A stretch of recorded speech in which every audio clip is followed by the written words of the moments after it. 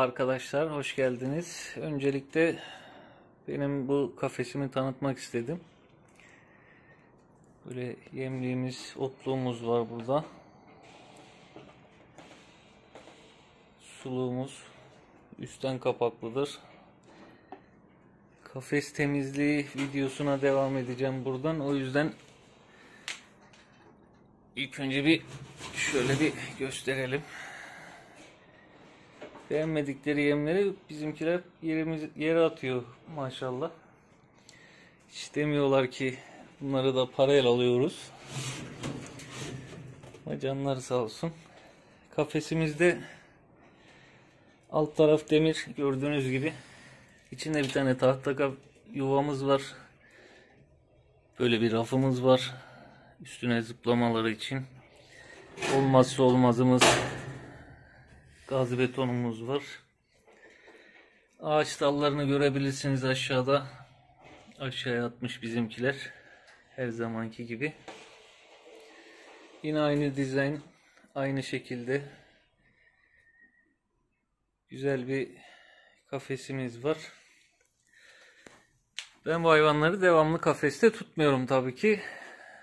Özellikle haftanın 3 günü 4 günü dışarıya çıkartıp güzel bir şekilde eğlendiriyorum. Yoruyorum diyelim. Şimdi kafesi temizleyeceğim için kenarıya aldım çocuklarımı.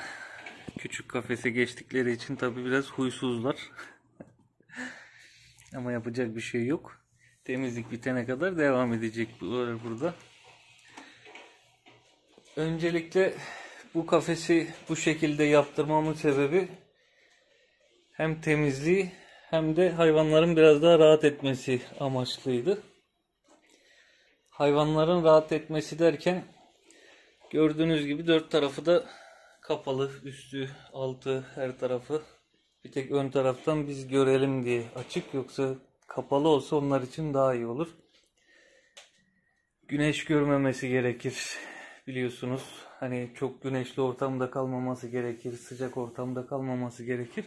Bunun amaçlı onların rahatı için dediğim. Bizim rahatımız için de her tarafı kapalı olduğu için sağa sola yem dökmeleri vesaire olmuyor.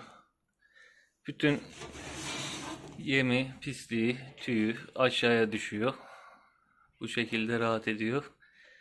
Gaz betonun sebebini sağlık problemlerinde açıklamayı düşünüyorum ama gene de diş bileme diyelim şimdilik. İkisinde de var. Yine aynı şekil ağaçlarımız da onlar için. Diş bilemesi için. Kafeslerimiz böyle. Ben bunun tasarımını kendim yaptım. Bir demirci arkadaşa da yaptırdım.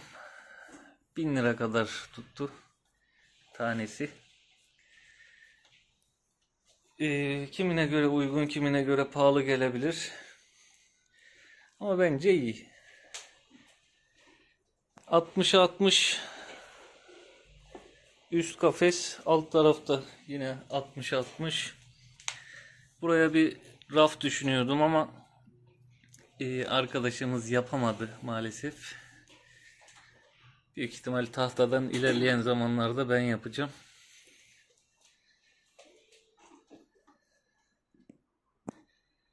Benim önceki kafesim komple tahtadandı. Yine tasarımını da kendim yaptım. Şeyini de işçiliğini de kendim yaptım. Önceki kafesimin tek sıkıntısı tahta olmasıydı.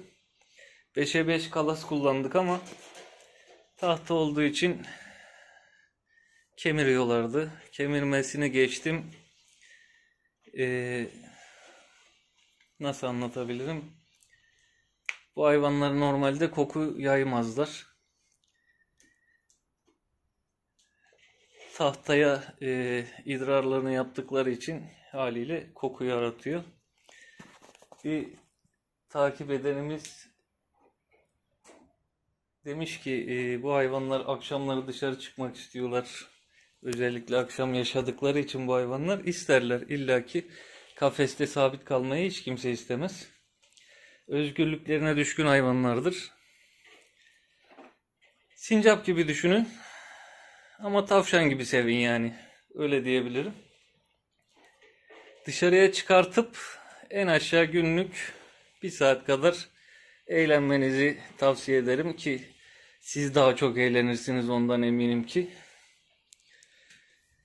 Güzel hayvanlar, tatlı hayvanlar.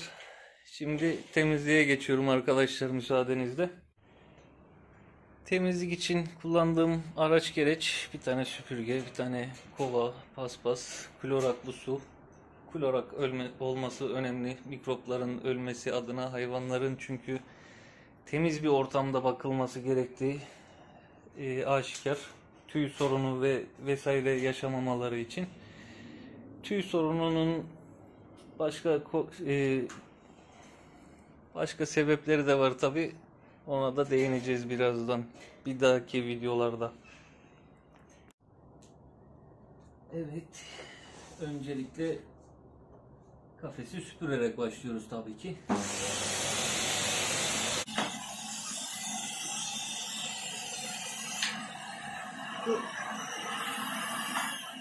Bu aparatı hayvanların tüylerini toplamak için kullanıyorum kafeste. Çok işime yarıyor. Gerçekten tavsiye ederim. Tüyleri çok uçuşuyor. Çok ince oldukları için. İnternette bulabileceğiniz videoları paylaşmayacağım illaki. Kendi deneyim videolarıma daha çok öncelik vereceğim. O yüzden devam ediyorum.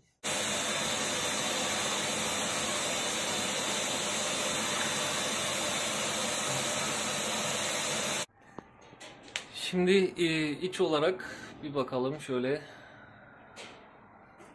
Daha alt kısımlara geçmedik tabii ki. Bu süpürme faslı sadece hayvanların kalmış yemlerini, beklemiş yemlerini tazeleme amaçlı kullandığım bir şey. Çünkü beklemiş yemleri yedikleri zaman da bir hazımsızlık problemleri yaşayabiliyorlar. Tüy problemleri yaşayabiliyorlar. Günlük olarak 30-35 gram civarında yem tüketiyorlar. O yüzden günlük süpürüp günlük temizlemek daha mantıklıdır. Ama benim o kadar vaktim olmadığı için 2-3 günde bir temizleyebiliyorum. 2-3 günde bir bu hale gelir mi diye soracaksınız. 2-3 günde bu hale gelmez tabii ki. Videoyu çekerken daha rahat temizleyip daha rahat pislikleri gösterebilmek adına bir haftadır bekletiyorum. Bir de gerçekten bu işler kolay değilmiş. Öyle uzaktan göründüğü gibi değil yani, elinize bir kamera alıp çekim yapmak değil yani bu işler. Şimdi alt kısma geçeceğim. Alt kısım için çekimi nasıl yapacağım bilmiyorum. O yüzden çekimi yapmamayı düşünüyorum. Bunları süpürüp temizlik yapacağım. Daha tripodum falan gelmedi. O yüzden biraz zorluk yaşıyorum. Kusura bakmayın. Ama daha fazla bekletmek istemedim sizi. Onun için temizlenmiş haliyle görüşmek üzere.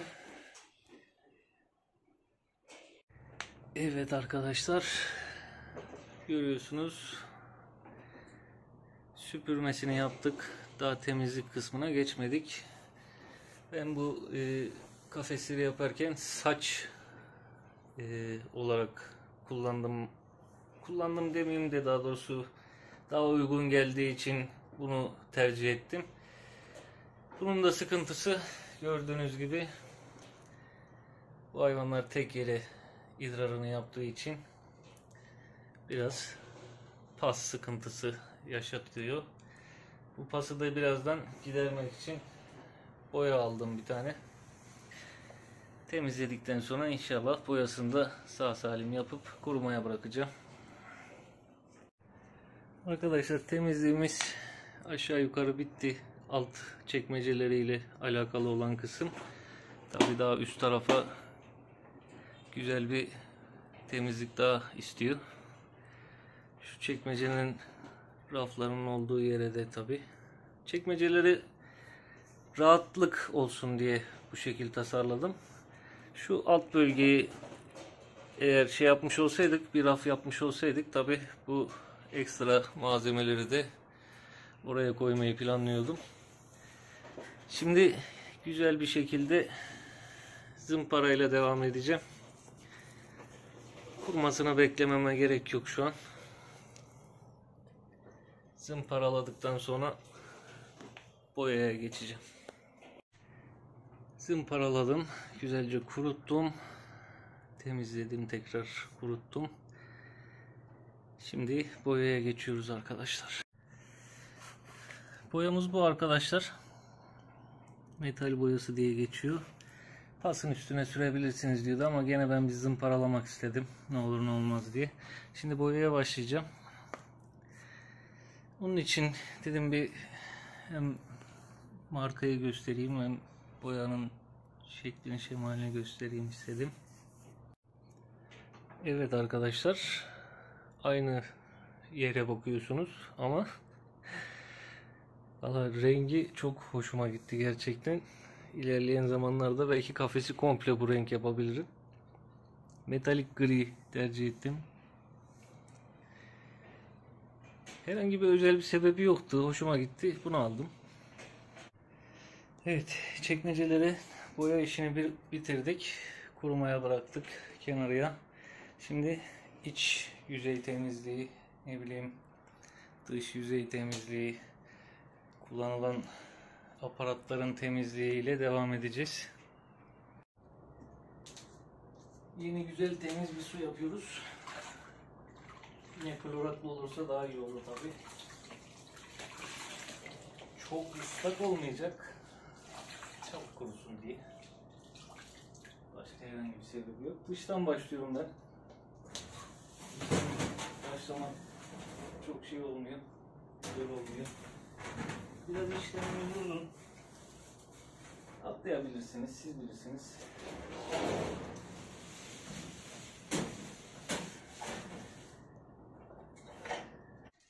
Telleri de tutuyorum. Taşa gelmemesine dikkat edin. İçeride gaz beton bulunduruyoruz. Söylemiştim bir şey için. Sağ olsun, bunu da bir abim söylemişti. Piyasada az kişiyiz.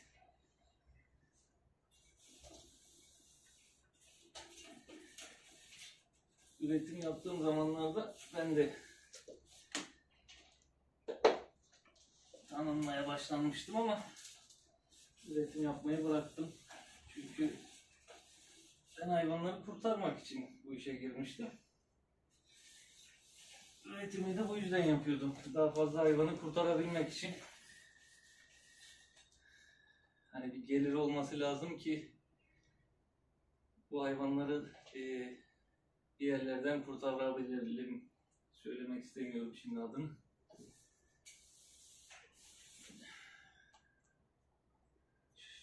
Şu şekilde söyleyebilirim.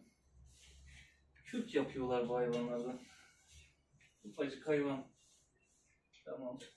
Güzel. Seversin. Ama neden öldürürsün yani?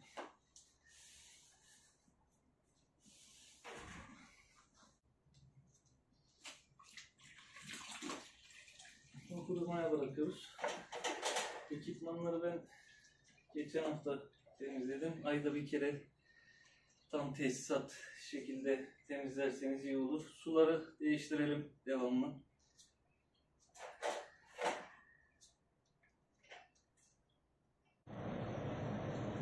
Arkadaşlar, son olarak yıkadığımız, temizlediğimiz suluklarla yerine takıp işlemimizi bitiriyoruz. Güzelce emziklerini temizliyoruz. Şu şekil. Sonuçta bu hayvan buradan yem yiyip, buradan ot yiyip, buradan su içiyor. Yani 3 tane malzemeyi de temiz tutarız illaki. Değil mi arkadaşlar? Evet, temizlik videosu da bu böyleydi arkadaşlar. Eski kafesimin de fotoğraflarını koyacağım buraya bir yere. Ki zaten jenerik olarak yapmıştım. Orada gözüküyordur büyük tahta. 2 metre 10 santime 1 metre 10 santim genişlikte. Oradan buraya geçince tabii bizim hayvanlar ta buraya kadar da düşünce şu küçük kafesleri biraz nasıl derler ona, attan indim eşeğe bindim gibi bir şey oldu. Ama yapacak bir şey yok. Koku yapmaya başladı tahtalar çünkü çürümeye başlamış. Sökerken de gördüm. O yüzden bu şekilde bir metal yaptırdım. Şöyle de bir boyasıyla beraber görelim. Oturtalım.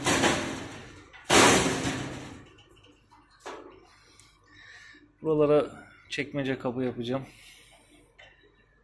Çekmece kolu. Tabii birkaç işlemim daha var böyle geliştirme amaçlı. Işık takmayı düşünüyorum, en önemlisi. Takmıştım ama daha düzgün bir şeyler alıp takmayı düşünüyorum. İnşallah tripodda daha rahat bir şekilde yapılıyordur bu iş. Gerçekten böyle çok zor. Hani devam etmeyi düşünmeyebilirim. Yoruldum. İzlediğiniz için teşekkür ederim. Kafes temizleme videosu da bu şekildeydi. Dediğim gibi arkadaşlar, sadece süpürmeyle olmaz. Güzelce silmemiz gerekiyor. İyice kuruyana kadar hayvanları yerine almıyoruz tabii ki. Islak, yaş hiçbir şekilde değmemesi gerekiyor bu hayvanlara. Değse bile anında kurutmamız gerekiyor. Kendinize çok iyi bakın. Bir dahaki videoya görüşmek üzere. Bir dahaki videoyu artık ne olacağını söylemeyeyim. Sürpriz olsun. İyi günler diliyorum.